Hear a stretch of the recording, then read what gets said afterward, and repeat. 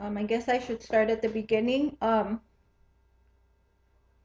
remember always praying. I remember always believing in God. I remember praying, like saying prayers that I learned as a little girl. And I knew there was a God.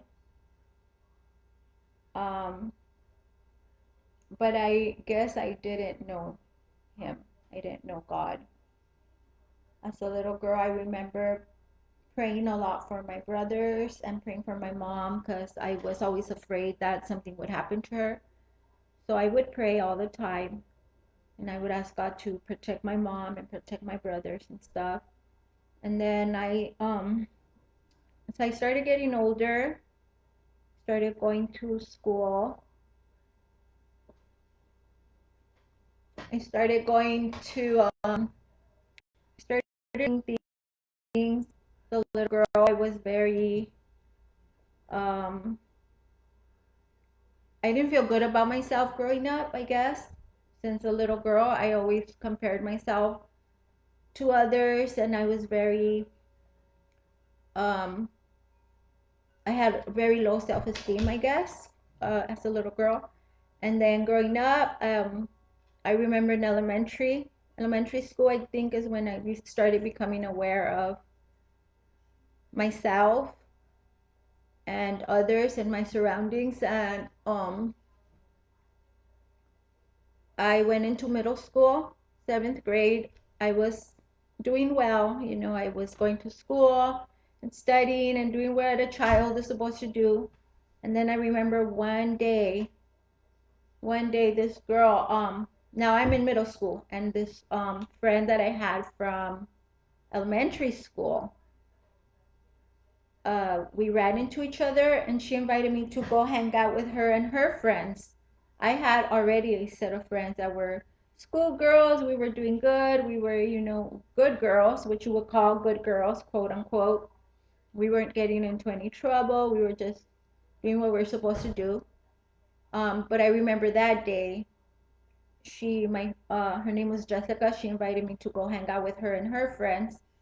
And lo and behold, we're like in the back of the school and she introduces me to a joint. So I smoke a joint. I'm in seventh grade, 13, maybe 12, and I smoke a joint with my friends in middle school during nutrition. And I remember liking it. I remember feeling so empowered and so like not myself. Like, I guess I felt like out of myself and I liked the feeling. And I think that's when my whole life began to change. After that day, I didn't want to go back to my school girlfriends. I liked being with this new crowd because they were already like into the little gang stuff and they seemed so tough and they seemed like everybody respected them. And I guess that's what I wanted. So I just continued hanging out with them. I started smoking weed like every single day, and I don't remember how I got it. I don't remember if I bought it or people gave it to me or what. But I just started hanging out with this crowd. Um, and my school girlfriends, they were pretty upset. They were really mad. And for a little while, they would beg me like, just come back, come with us. And I didn't want to, so I just continued hanging out with this crowd who was already, like I said, into the gangs. Now, I grew up in the Florencia Trece territory, so that's where these people were from. So I started hanging out with them. Next thing you know, I started ditching. So now I wasn't even going to school. I was going with them to the park or to ditching parties or everything. And just my life started turning in that direction. Um, I started getting into other drugs, started smoking PCP. I started gang banging. Of course, I got courted into the gang because, I wanted to be big and bad and tough, which I think I probably think that's when I started really liking myself because I felt like people respected me now. But at home, my sisters started noticing a change in me, I guess. And I guess no one knew what to do with me. I became very rebellious. I didn't listen to my mom. I didn't listen to my older sisters. And I kind of admired my brothers. They were from 18th Street. They grew up. By the time we moved in, like to the area where I grew up, my brothers were already a little older, so they were from 18th Street. Um, so I would look up to my brothers because they were already doing what I thought was cool. So I got heavily into drugs and heavily into gang banging. We just go to other neighborhoods and just fight. We were always fighting. I went to so many schools for fighting because I was so full of rage and I was so full of hate, from I guess from growing up, um, and not feeling loved, that I was just so full of rage. And so I used to fight a lot. I used to get into fights everywhere, and I got kicked out of a lot of schools for fighting. And then my life went on like that all through middle school, just going from school to school to school. I ran away from home. Like at 14, I ran away from home, and uh, my life got even worse then because I had basically no covering from anywhere. It was just me trying to fend for myself, and like whatever friends I had left that would still back me up or would still let me come over to their house and spend the night. Um, and then I remember, I guess I was really tired of just running and, and not really having a home and going from house to house. And I remember liking my friend's family a lot because to me that seemed like a real family. Like there was a structure, there was a dad and a mom, and everybody seemed to love one another. In my home, there was no father. So my dad died when I was 4, so I grew up without a father. So there was no father figure at home. And well, my mom was she was working. That's all she could do is work, work, work. She had 8 of us, so there was no kind of love. There was no kind of how can I say it? Like no structure. There was no structure. Everybody just did whatever they felt they needed to do, I guess. Everybody was raising themselves up in our family at our different ages. I'm second to the youngest, so I was one of the youngest of 8. And then, so after running away and being on the streets for a really long time and just getting really messed up on drugs, I remember just calling my mom and telling her I wanted to come home, and she told me to come home. So I came home and I try to go straight. By this time I was already entering high school. Um, so I tried like really hard to be a good girl. I I started dressing differently. I tried to get new friends in high school, but that didn't really work. It didn't take too long before I started seeing my homegirls and my homeboys that were with me in middle school. So I started hanging out with them again. And by this time, I really got really deep into PCP to where I was like passing out places. I ended up in the hospital. I ended up in jail. Um, and it was like that for a long time.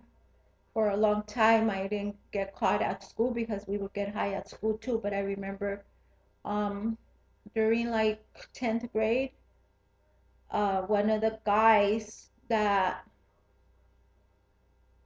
I grew up with in middle school. He was never into gangs. He was never into drugs or anything like that. He was just like a cool friend. And George knows him. Pastor George knows him. This is Juan Plasencia. And I went with him to school. I mean, to middle school. And so he comes to high school. And I don't know how he got saved, but by the time he started witnessing to all of us at in high school, I remember he would get like he would stand on top of the school benches and just witness to us, all of us. He wasn't afraid. He would just witness to us, and we would make fun of him, and we would just call him names, and we didn't want to hear it. And he didn't give up. He just kept sharing and sharing and sharing every day during lunch. Then he would like hit us up one on one. He would witness to me a lot, and I would just dismiss him. I didn't want to know anything about God. I didn't care. I just wanted to party, smoking PCP all the time. And then I remember on a Friday night, or yeah, on a Friday, no, I'm sorry, on a Saturday, me and my homegirls had a car wash because that's how we raise money to throw big parties. So we were planning on throwing this big party. So we were having a car wash, and I remember these people coming by with flyers, invitations to a drama called Ese Cholo, which was being hosted by Praise Chapel, Huntington Park, but it was being done by Victory Outreach, and it was being done at East LA College Auditorium. So I remember my homegirls, we got the flyer, and then they witnessed to us a little bit.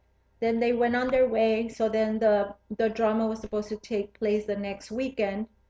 So we planned on going. So we went. I remember watching the drama, and it was just exactly what we were living: the gangs, the drugs, the partying. And I remember it was called Ese Cholo. And I remember the altar call. I remember this man with a big hat. His name was Joe Manchaca. He was giving the altar call, and I don't remember everything he said. What I do remember is him saying, "There's somebody out there, you're going to walk out the doors without Jesus again. This might be your last time. This might be your last chance." And I remember my heart was just beating so fast.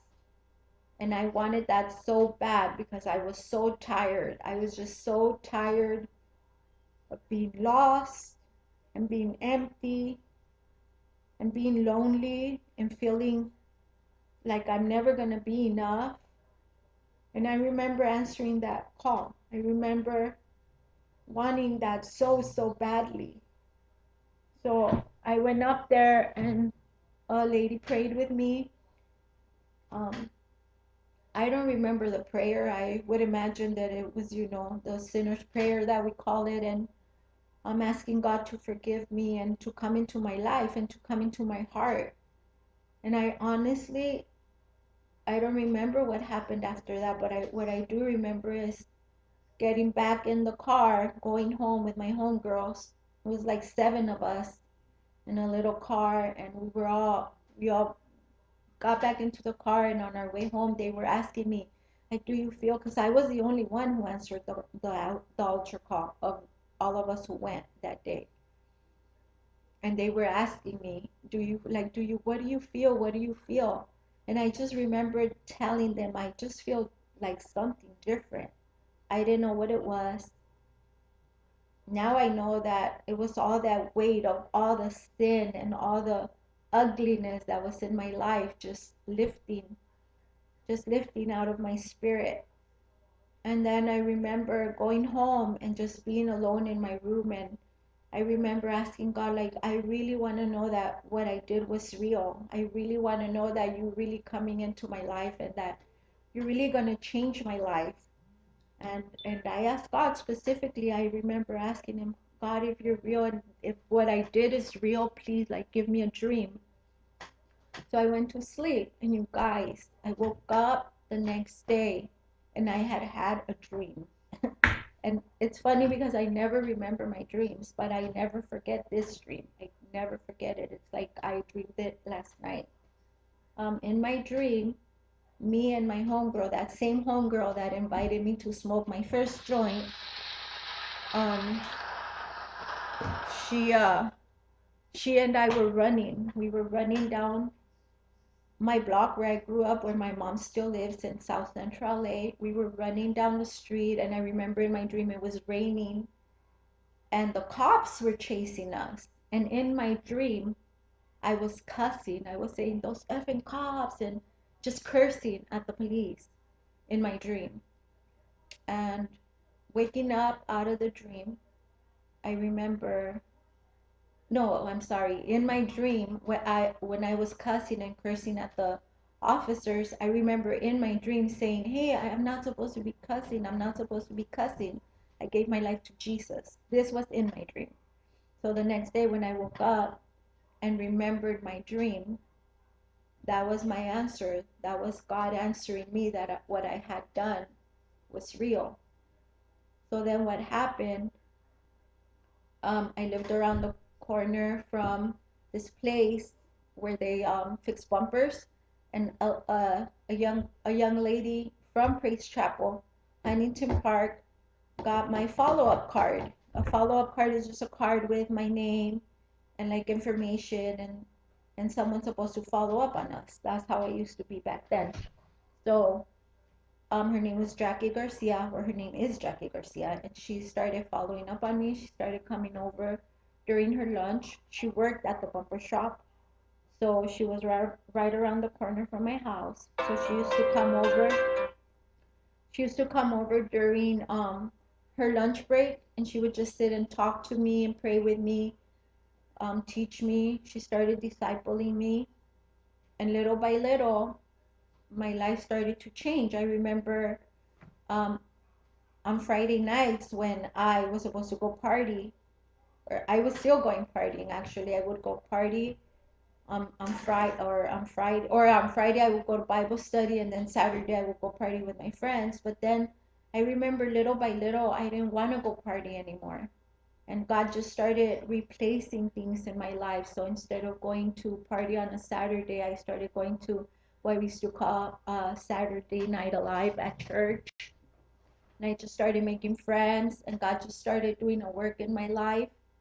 I started kind of I started getting to know God, and I was so on fire. I started witnessing. So I would go to the parties on Saturdays, and I would witness to my friends, and they were all high, and they were all, cooled out, and they were drunk or whatever. And like I wasn't getting high anymore, but I was still showing up to the parties. But now I was there, and I was spoiling it for everybody because now I was witnessing to them. So little by little, they didn't want me around anymore because all I did was talk about Jesus.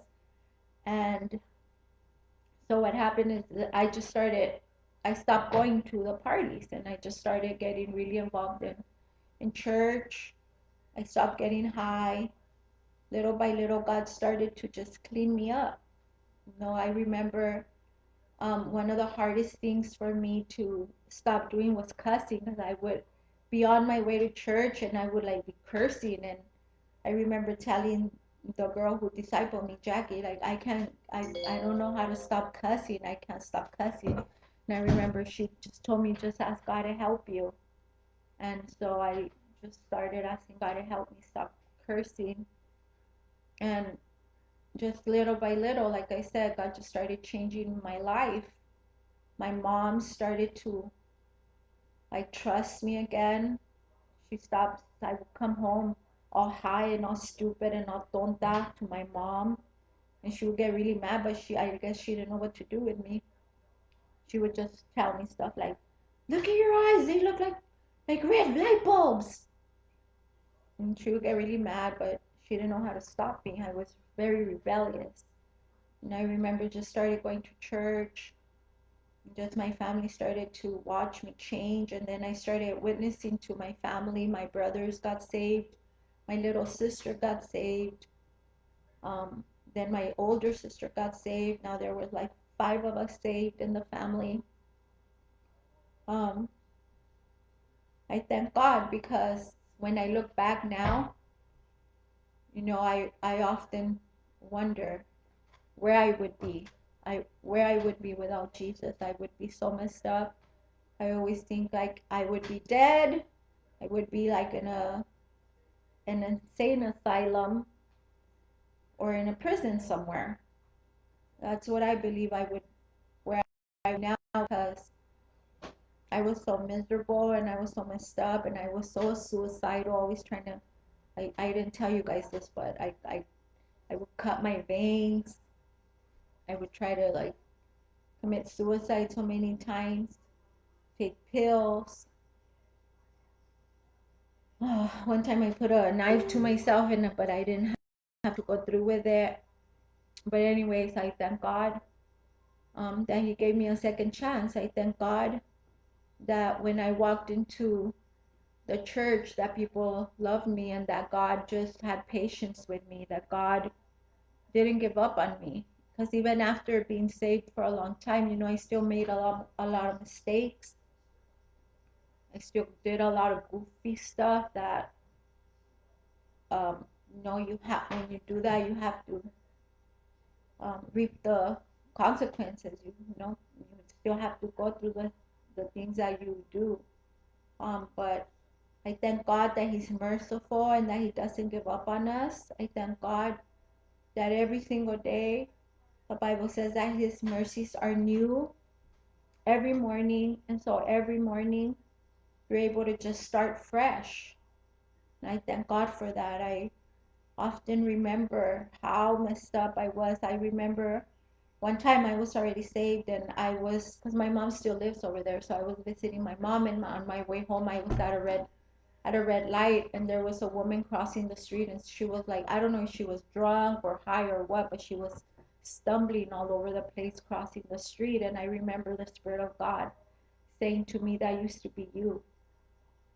And I remember being so grateful because, yeah, that used to be me, all shrimped up, walking down the street like a dummy, like all stupid. And just God had mercy on me. God just lifted me up, and He took me out of that kind of life, out of that dark hole that I was in, that I was so messed up. I had no direction. I had no idea like how to live. I had no idea how to live a wholesome life. I had no idea what it was to be loved. I had for sure no idea how to love. I thank God that He loved me, and that there's a song, it says, at my worst you found me, and at my worst you died, and at my worst you loved me. And that's what God did for me. At my worst, He found me at my worst. I was so dirty. I was so weighed down with sin, so hopeless, so absolutely miserable. And He gave me a hope. He gave me a new life, a new direction. He totally changed the direction of my life, you know. I imagine myself just being old and just without Jesus. I imagine myself just being all jacked up. I imagine myself just lost and messed up and hopeless.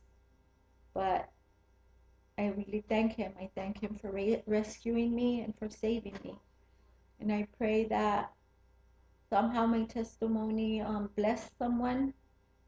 And again, I apologize for like being so late, and um, I pray that something I said touched your life. I know that this is not, that God has more, that this right now, God has done so much in my life, and I'm waiting to see what God's gonna do in the future with my life. I pray that He uses me in an amazing way to touch lives and to reach people. For right now, like we're all quarantined, um, but I've been saved for 38 years, and I've been at Praise Chapel Huntington Park for, not 38, sorry, 32 years. 32 years, and um, maybe one day we're going to be in Albuquerque because we want to move over there, so we'll be a part of your church. So I pray that you enjoyed my testimony, and I pray that it touched someone's life. And thank you for listening to me. And again, I apologize for the delay. Bye.